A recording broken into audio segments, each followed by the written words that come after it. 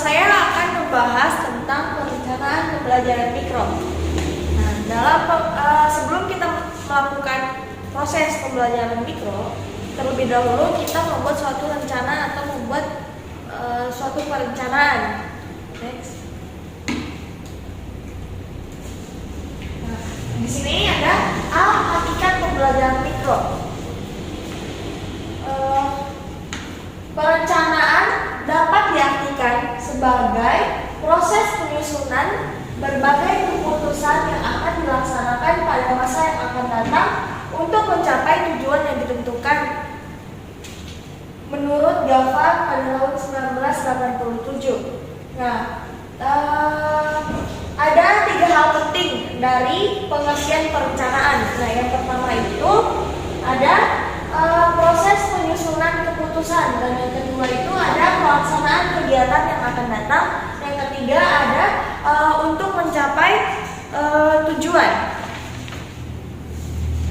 Baik, untuk yang proses penyusunan berarti perencanaan adalah membuat atau merumuskan perkiraan keputusan yang akan diambil atau rencana yang akan ditetapkan menjadi suatu pilihan pada saat rencana itu dilaksanakan.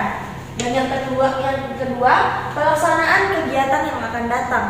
Nah, untuk pelaksanaan kegiatan yang akan datang ini artinya proses penyusunan kegiatan yang akan dilakukan atau dilaksanakan dan jenis keputusan yang akan ditetapkan. Semuanya baru pada tahap dugaan atau hipotetik yang didasarkan pada beberapa pertimbangan teori maupun praktis serta pengalaman yang sudah lalu. Dan yang ketiga ada untuk mencapai tujuan. Nah, untuk mencapai tujuan ini maksudnya adalah sasaran akhir dari penetapan bentuk keputusan yang akan diambil atau penetapan kegiatan yang akan dilakukan dalam suatu rencana. Semuanya diarahkan untuk mencapai tujuan yang akan dicapai itu. Next.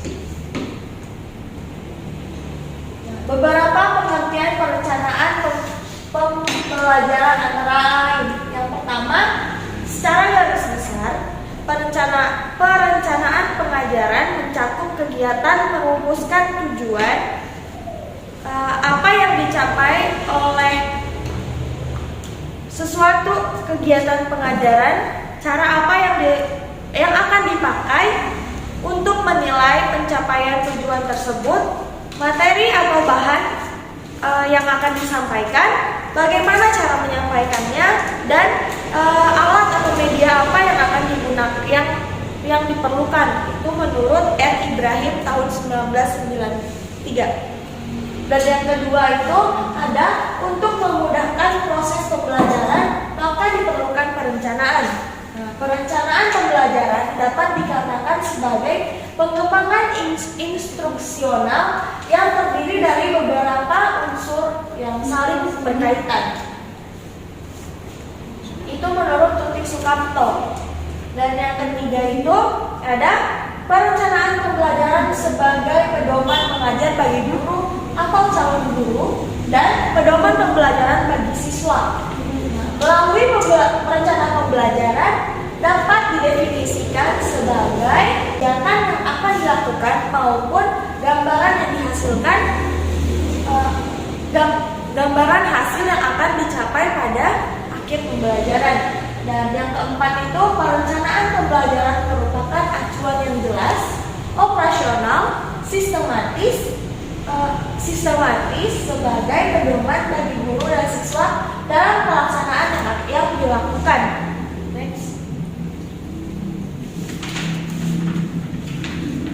Nah, di sini menurut Laughway Tyler tahun 1975 menjelaskan komponen-komponen pembelajaran meliputi 4 unsur. Nah, unsur yang pertama itu ada unsur tujuan. Nah, unsur tujuan ini adalah sesuatu yang ingin dicapai dalam kegiatan pembelajaran, yaitu gambaran perilaku siswa, positif, dan juga pada segi pengetahuan, keterampilan, dan juga sikap siswa. Dan yang keempat itu ada bahan ajar. Dan yang kedua itu ada bahan ajar. Nah, untuk bahan ajar ini atau materi pembelajaran adalah isi atau bahan yang akan dipelajari oleh siswa. Nah, materi yang akan dijadikan bahan ajaran untuk siswa ini harus dirancang dan dikembangkan sesuai dengan tujuan pembelajaran yang akan dicapai. Untuk bahan ajar ini, menurut Hilda Taba menjelaskan kriteria dalam merumuskan dan mengembangkan bahan pembelajaran, yaitu yang pertama, bahan harus sahih atau valid dan berarti atau signifikan sesuai dengan pembangunan dan kemajuan ilmu pengetahuan dan teknologi. Dan yang kedua itu, bahan harus relevan dengan sosial siswa. Dan yang ketiga, bahan harus mengandung keseimbangan antara kedalaman dan keluasan. Dan yang keempat itu adalah bahan pengajaran harus mencakup berbagai ragam tujuan, pengetahuan, keterampilan, dan juga sikap. Nah, dan yang ketiga ini ada metode atau proses. Yang melakukan proses pembelajaran itu adalah siswa, sedangkan guru bertindak sebagai fasilitator. Nah, oleh karena itu, untuk mendorong aktivitas belajar siswa yang aktif, maka guru harus merancang suatu metode atau proses yang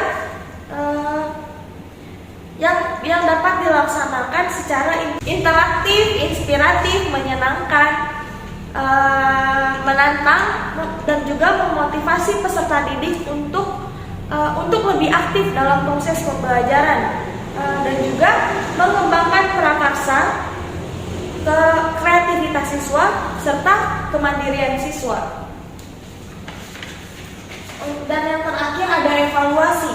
Nah, pada unsur keempat ini, yaitu evaluasi, adalah mengembangkan rencana penilaian atau evaluasi pembelajaran. Nah, untuk evaluasi sendiri ini dapat dilakukan dengan berbagai cara. Untuk evaluasi sendiri, untuk pengembangan evaluasi meliputi dua hal. Nah, yang pertama itu ada prosedur nilai, dan yang kedua ada jenis evaluasi atau bentuk penilaian yang akan digunakan. Nah, untuk prosedur penilaian ini melalui beberapa tahap, dan tahap yang pertama itu tahap penilaian awal atau prates. Pengembangan evaluasi pembelajaran meliputi dua hal. Nah, yang pertama itu prosedur penilaian. Nah, prosedur penilaian ini melalui beberapa tahap. Nah, tahap yang pertama itu disebut dengan penilaian awal, dan yang kedua itu penilaian proses, dan yang ketiga itu ada penilaian akhir. Nah, untuk yang kedua, jenis evaluasi atau bentuk penilaian. Nah, bentuknya itu dapat dilakukan secara lisan, tulisan, dan juga tindakan. Evaluasi juga dapat dilakukan dengan berbagai cara yang lain. Nah, di sini ada 3 tujuan dan manfaat perencanaan pembelajaran. Yang pertama itu sebagai landasan pokok bagi guru dan siswa dalam mencapai kompetensi dasar dan indikator yang telah ditetapkan. Guru dan siswa sudah memiliki kerangka pokok kegiatan-kegiatan yang harus dilakukan dalam proses pembelajaran. Hal ini bermanfaat bagi siswa dan juga guru.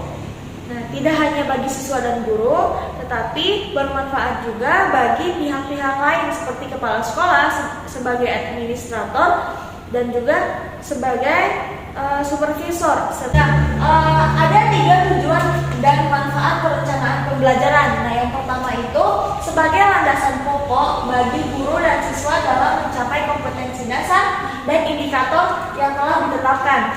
Dan yang kedua, memberikan gambaran mengenai acuan kerja jangka pendek. Dan yang ketiga, perencanaan pembelajaran karena disusun dengan menggunakan pendekatan sistem, maka memberi pengaruh terhadap pengembangan individu siswa. Dan yang keempat itu dirancang secara matang dan komprehensif untuk memberikan gambaran nyata aktivitas dan sasaran atau tujuan yang harus dicapai oleh siswa.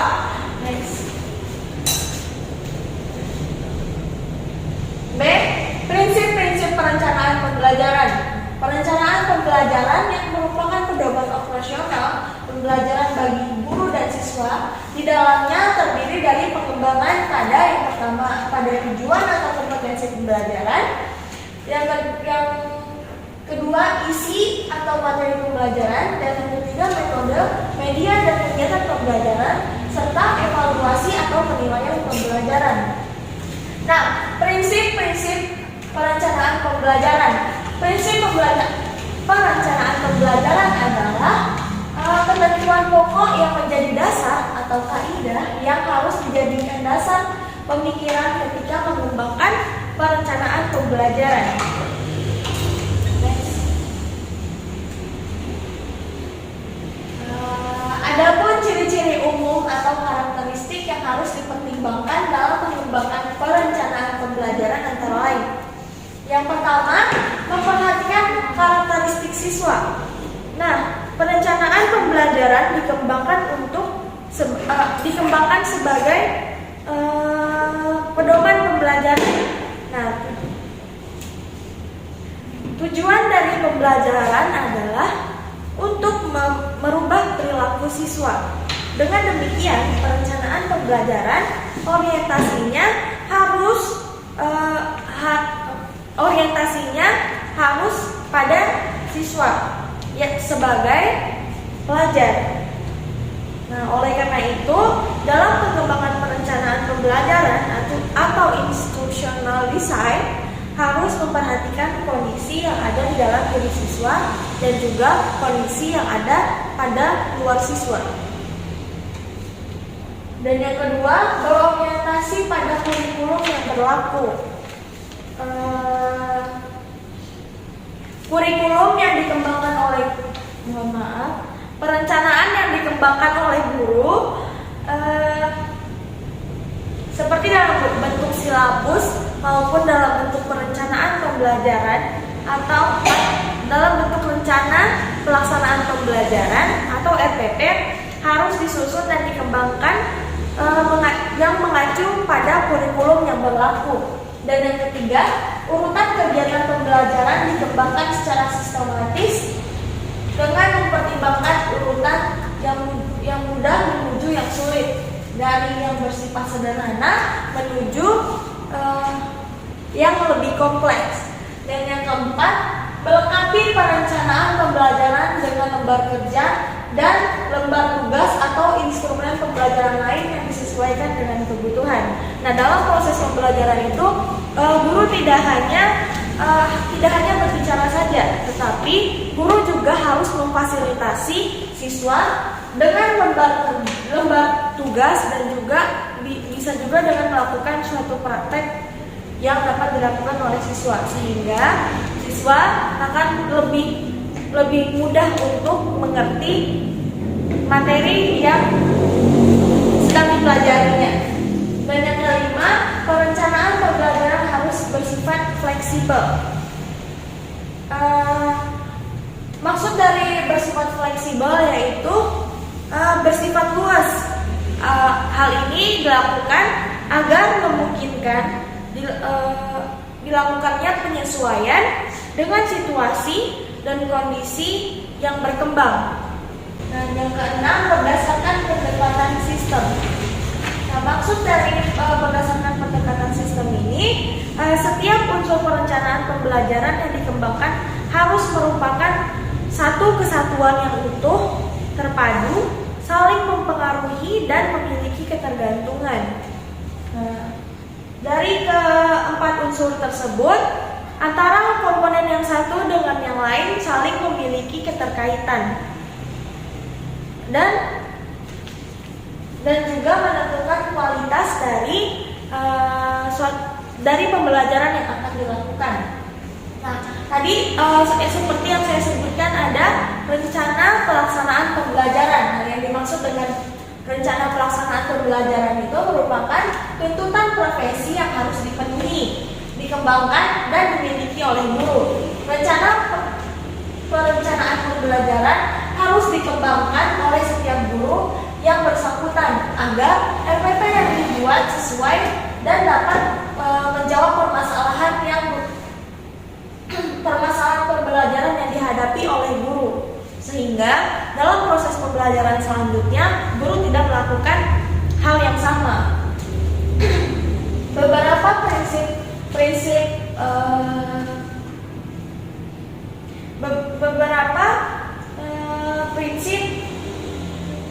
sebagai ada beberapa prinsip-prinsip. Nah, yang prinsip yang pertama itu adalah spesifik, yaitu memenuhi unsur kekhususan menyangkut dengan perumusan setiap unsur pembelajaran. Nah, misalnya itu yang berkaitan dengan perumusan indikator dan tujuan pembelajaran, pengembangan materi, pengembangan metode dan evaluasi harus dinyatakan dengan spesifik. Dikatakan harus dinyatakan secara spesifik karena untuk mempermudah pengontrolan secara tepat dan juga akurat. Dan yang kedua ada operasional. Nah, operasional ini masih berkaitan dengan prinsip spesifik. Nah, prinsip operasional yaitu setiap unsur pembelajaran dirumuskan dengan bahasa operasional dan terukur. Operasional ini terutama berkaitan dengan perilaku yang harus dicapai atau dirubah atau dikembangkan pada siswa. Dan yang keempat ada sistematis. Nah, sistematis itu yaitu setiap perencanaan pembelajaran harus disusun secara logis dan juga sistematis. Sistematis yaitu setiap perencanaan pembelajaran harus disusun secara logis. Nah, perencanaan pembelajaran harus dikembangkan sesuai dengan fungsi sebagai perencanaan pembelajaran yang mengikuti pedoman umum rencana pembelajaran. Dan yang keempat ada jangka pendek. Perencanaan pembelajaran adalah pedoman operasional bagi guru dalam melaksanakan setiap proses pembelajaran. Nah, pembelajaran bersifat situasional sehingga apa yang terjadi saat ini belum tentu sesuai dengan kondisi besok atau lusa. Next. C. Model perencanaan pembelajaran.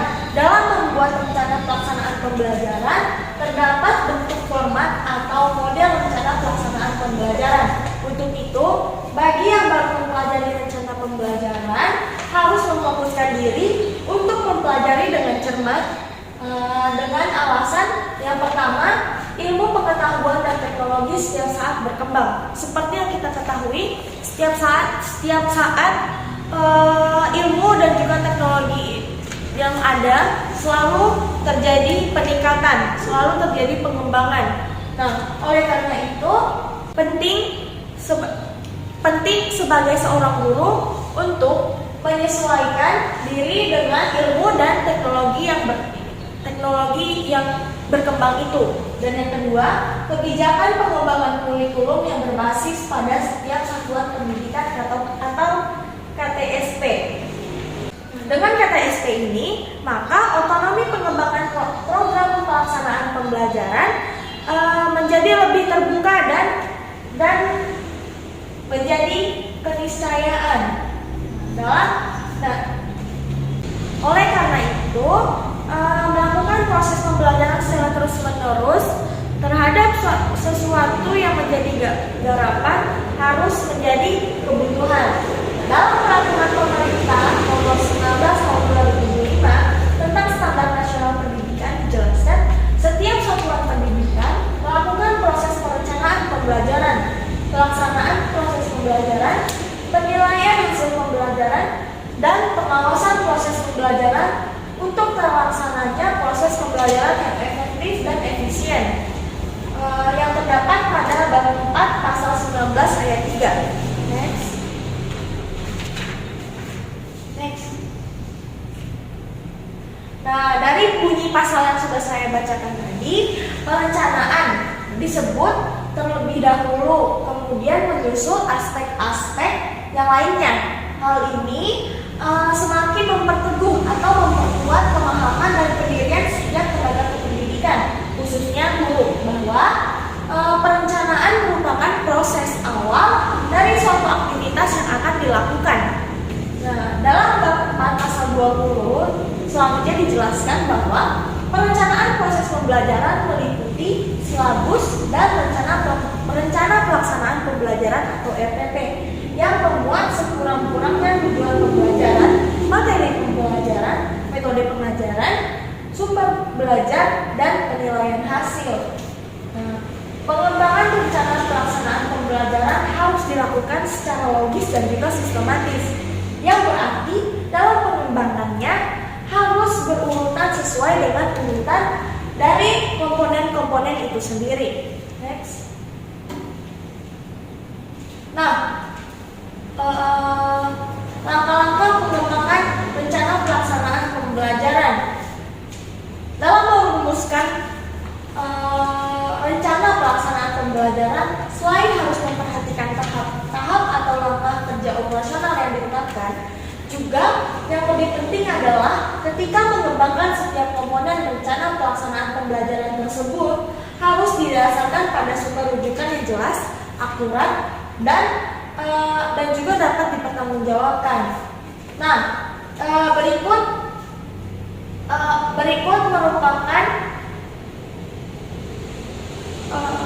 langkah prosedur penyusunan rencana pelaksanaan pembelajaran.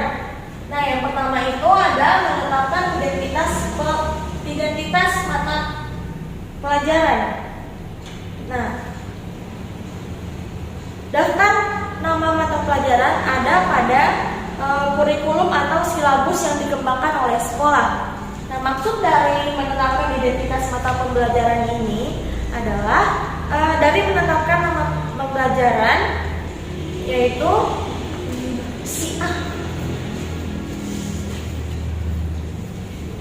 yaitu pada tahap pertama yang menyusun rencana pelaksanaan pembelajaran atau RPP adalah menuliskan. Yang pertama itu ada menetapkan identitas mata pelajaran. Nah, pada penyusunan rencana pelaksanaan pembelajaran atau RPP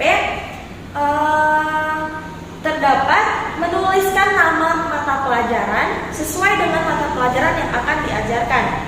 Dan yang kedua itu menetapkan standar kompetensi atau SK dan kompetensi dasar. Standar kompetensi dan juga kompetensi dasar tidak dirumuskan oleh guru karena sudah dirumuskan oleh pemerintah secara nasional. Dengan demikian, penetapan standar kompetensi dan juga kompetensi dasar, guru hanya tinggal memindahkan dari kurikulum atau silabus yang sudah ditetapkan. Dan yang ketiga, merumuskan indikator pembelajaran. Indikator adalah rumusan kualifikasi kemampuan yang spesifik yang harus dicapai oleh siswa baik secara pengetahuan, sikap, dan juga keterampilan.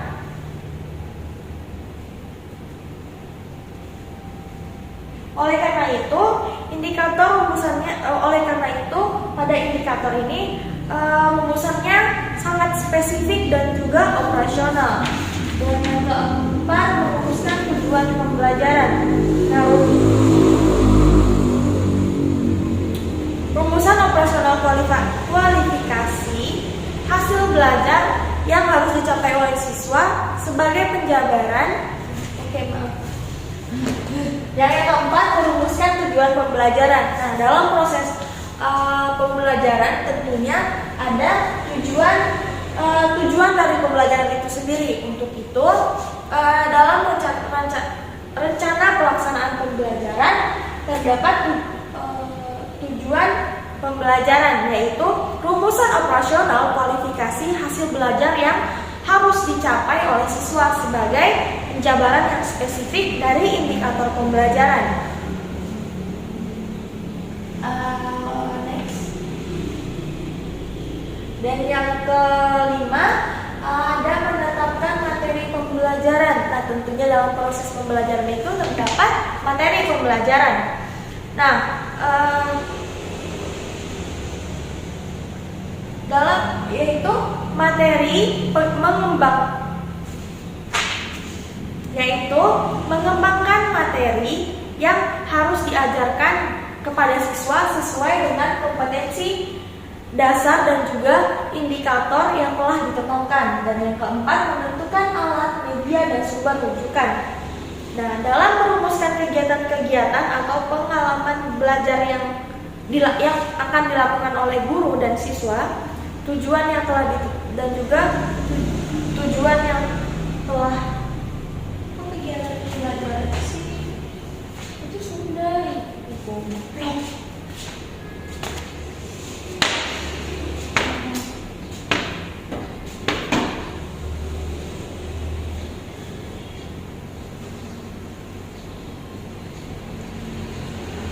dan yang selanjutnya menentukan alat, media, dan sumber rujukan.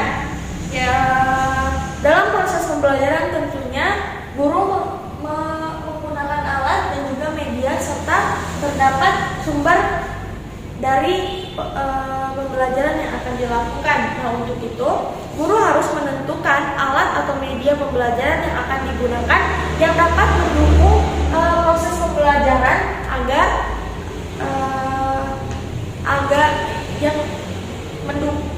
mendukung proses pembelajaran secara efektif dan juga efisien. Dan yang terakhir adalah menentukan prosedur dan jenis evaluasi penilaian.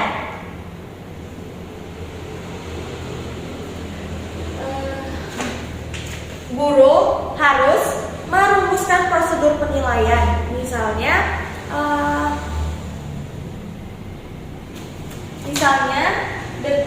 yang mencapai dan yang terakhir menentukan prosedur dan jenis evaluasi atau penilaian. Nah, guru harus menentukan bagaimana cara untuk melakukan suatu evaluasi. Nah, hal ini juga dapat dilakukan dengan beberapa tahap. Nah, yang pertama itu ada tahap pretest, proses, dan juga post-test.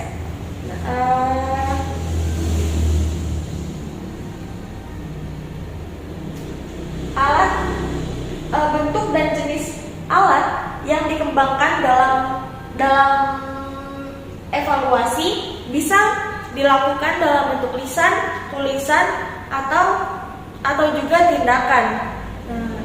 Bukan hanya itu, evaluasi atau penilaian juga dapat dilakukan dengan membuat suatu esai yang dilakukan oleh siswa.